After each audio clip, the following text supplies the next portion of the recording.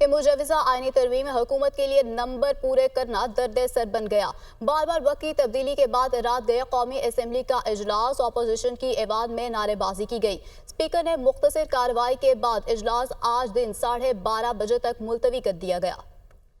آپ کو بتائیں کہ جو آج سارا دن صورتحال رہی، اس کے بعد جو اسمبلی کا اجلاس ہے وہ آج دن 12:30 بجے تک کے لیے ملتوی کر دیا گیا۔ وقفہ سوالات اور ایوان کی معمول کی کارروائی کو معطل کرنے کی تحریک منظور کی گئی۔ سینٹ اجلاس بھی آج جو ہے وہ ہوگا اور آج کے لیے ملتوی کیا گیا ہے۔ اسی سے متعلق مزید ہم معلومات حاصل کریں گے۔ بیورو چیف اسلام آباد عدیل وڑائچ نے ہمیں جوائن کیا۔ عدیل، آج جو سارا دن کوشش کی جاتی رہی وہ مہم تو سر نہیں کر سکی ہے گورنمنٹ، تو کل آپ سمجھتے ہیں کہ جیسے کہ گورنمنٹ سمجھتی تھی کہ وہ سموتھلی پروسیس کر پائے گی، تو کل اس طرح سے ہو سکتا ہے؟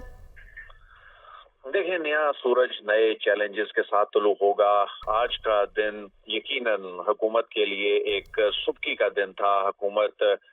جو آج رات 12 بجے سے پہلے یہ آئینی ترامیم کر لینے کی خواہش مند تھی اور اس نے یہ پلان کر رکھا تھا، اس کو اس میں بری طرح ناکامی کا سامنا کرنا پڑا ہے، اور اس کی بڑی ریزن یہ تھی کہ سینٹ آف پاکستان میں جو نمبر پورے نہیں ہو رہے تھے، جس کے لیے جے یو آئی فے کے ووٹ بہت اہمیت کے حامل تھے، اور اس کے علاوہ بی این پی مینگل جو ہے ان کا ایک ووٹ جو ہے حکومت اس کی جانب دیکھ رہی تھی، اور جس میں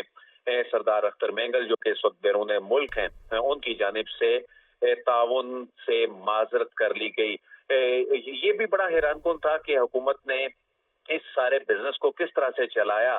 کہ رات گئے پہلی مرتبہ ایسا ہوا کہ ایک کمیٹی کا جب اجلاس ہوا تو چیزیں جو ہیں وہ بھی مکمل نہیں، کسی حد تک شیئر کی گئیں، اور مسودہ ہی خود حکومت کے اپنے لوگوں کے پاس نہیں تھا، تو حکومت جن سے ووٹ مانگنے کے لیے جا رہی تھی وہ بار بار یہی شکوہ شکایت کر رہے تھے کہ آپ نے تو ہمارے ساتھ مسودہ ہی شیئر نہیں کیا۔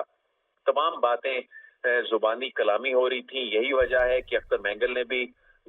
دنیا نیوز سے گفتگو کرتے ہوئے یہی کہا کہ ہمارے ساتھ پہلے مسودہ شیئر کریں، اس کے بعد آگے بات ہوگی۔ مولانا نے بھی یہی کہا۔ تو جہاں حکومت کی جانب سے اس کا جو طرز عمل تھا وہ بہت حیران کن تھا، اس نے سارے معاملے کو شکوک و شبہات کا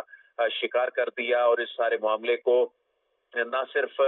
شکوک و شبہات کا شکار کر دیا بلکہ اس کی جو ٹرانسپیرنسی ہے، اس میں جو ایک پورا آئین کا جو سٹرکچر تبدیل کرنے میں جو یہ چیز اسٹیبلش کرنی تھی کہ یہ چیز ملک کے وسیع تر مفاد میں ہو رہی ہے، اس کو گہنا کے رکھ دیا کہ نہ جانے ایسی کون سی ترامیم ہونے جا رہی ہیں کہ جتنا جو 20 ترامیم ہونے جا رہی ہیں، اس میں آئین کا جو سٹرکچر ہے، خلیہ ہے، وہ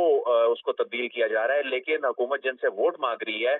ان کے ساتھ تو مسودہ ہی شیئر نہیں ہوا تھا۔ تو یہ جو آج حکومت کو سبکی کا سامنا عدیل، یہ کرنا بتائیے گا پڑا، جو خصوصی کمیٹی کا اجلاس چل رہا ہے اور اس میں اب شیئر کیا جا رہا ہے، اٹارنی جنرل کی جانب سے بریف کیا جا رہا ہے اس مسودے کو لے کر کے، اس کے بعد آپ سمجھتے ہیں کہ یہ جو پارٹیز کے سربراہان ہیں یہ کنونس ہو جائیں گے؟ خاص طور پہ ہم مولانا فضل الرحمان کی بات کریں تو دیکھیں، ابھی بھی جو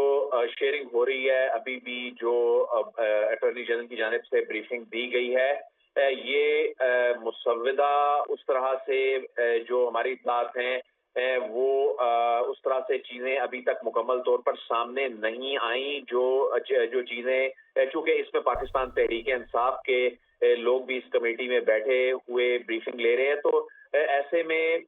اس بات کا امکان ہے کہ ابھی تک وہ جو ریزرویشن کے مکمل تفصیلات شیئر کی جائیں، کلازز تمام شیئر کی جائیں، یہ بہت اہمیت کا حامل ہوگا، کیونکہ حکومت کسی طور یہ نہیں چاہتی کہ یہ تمام چیزیں ایگزیکیوشن سے پہلے منظر عام پر آ جائیں، میڈیا پہ آ جائیں، پبلک ڈومین میں آ جائیں۔ اس کی ریزن یہ ہے کہ اس میں بہت سی ایسی چیزیں ہیں جس میں حکومت سمجھتی ہے کہ اس میں اس کو عدلیہ کی جانب سے کسی دھچکے کا سامنا کرنا پڑ سکتا ہے۔ عدیل وڑائچ، لیکن کانسٹیٹیوشنل امینڈمنٹ بہت بڑا معاملہ ہے، آپ اس کو ڈسکس کیے بغیر، سٹیک ہولڈرز کا کنسنسس کے بغیر یا ڈیبیٹ کیے بغیر تو اس کو آگے نہیں بڑھا سکتے، تو اتنا سیکرٹ رکھنا کیا پاسبل ہوگا گورنمنٹ کے لیے، یا ایسا ہونا چاہیے، یا اگر ایسا ہو تو کیا ہم یہ کہیں گے کہ ڈیو پروسیس فالو کیا جا رہا ہے؟ کیلکولیشن نے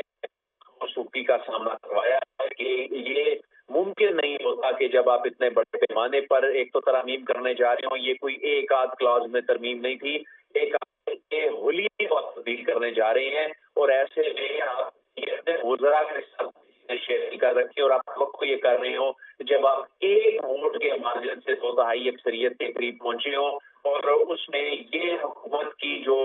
कानूनी टीम थी, आजम नजीर तारड़ की जो टीम है, ये उसने हुकूमत के लिए सुबकी का बायस बनी, इसको मिसकैलकुलेट किया चीजों को, ये प्रॉपर कन्वे नहीं है इत्तेहादियों के साथ किया जा सका। और यही वजह है कि इत्तेहादी जो हैं वो अपनी जगह बिल्कुल ठीक खड़े हैं कि एक चीज आप हमारे साथ तहरीरी तौर पर शेयर ही नहीं कर रहे,